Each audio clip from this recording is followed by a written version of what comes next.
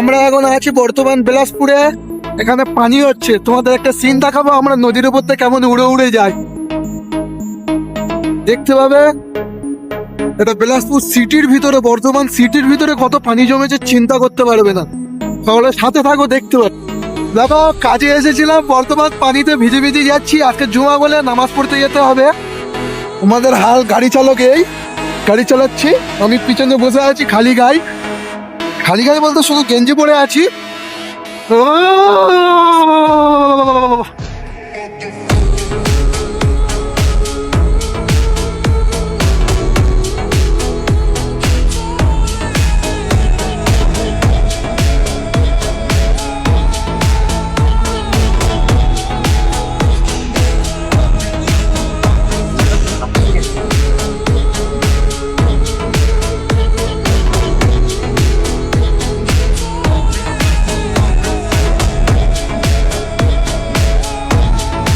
দেখতে পাচ্ছ বর্তমান বিলাসপুর সিটির হাল অবস্থা হয়ে আছে। বিলাসপুর সিটি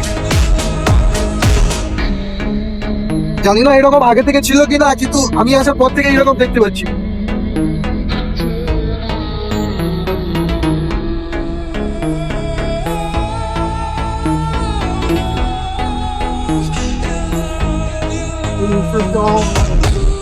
চলে এসেছি বর্তমান সেই রাস্তায়, যে রাস্তার ভিডিও তোমাদের একটুখানি ক্লিপ দেবো, যে কতটা পানি আটকে ছিল। এর মাঝখানে লাগাবো, এখন দেখা যাক বর্তমান কত পানি আটকে আছে। সিটি হিসাবে গণ্য হয়েছে কি দেখা। দেখতে পাচ্ছ চার সাইডে কেমন পানি জমে আছে, গাছপালা সব ডুবে গেছে পানিতে।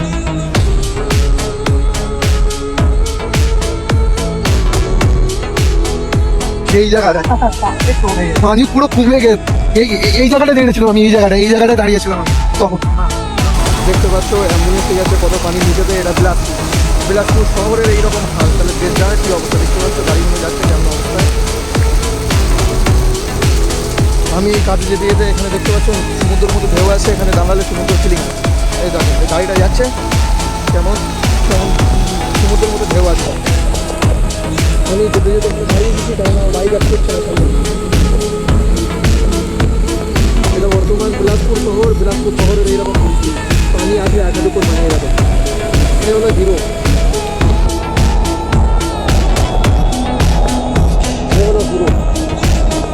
আমাদের সামনে আর কতটা পানি হতে পারে। তারপর আমি আমার বাইক নিয়ে স্টার্ট হয়ে যাবো, কিন্তু দূর থেকে তোমাদের দেখাতে পারবো না, কারণ আমি মোবাইলে শুট করি। তা দেখি থেকে দেখি সাপোর্ট করে যেন একটা ক্যামেরা আমি কিনতে পারি। যা হোক, সিটি তবু সিটি হিসাবে মানাচ্ছে। তখন জোরে পানি হচ্ছিল বলে ওই জন্য হয়তো এসকে ছিল পানি, কিন্তু এখন বর্তমান পানি নেই রাস্তায়। যত যা হোক বিলাসপুর সিটিটা তাহলে একটু উন্নত হয়েছে। যেরকম কি হাল সকলে কমেন্ট করে জানাবে।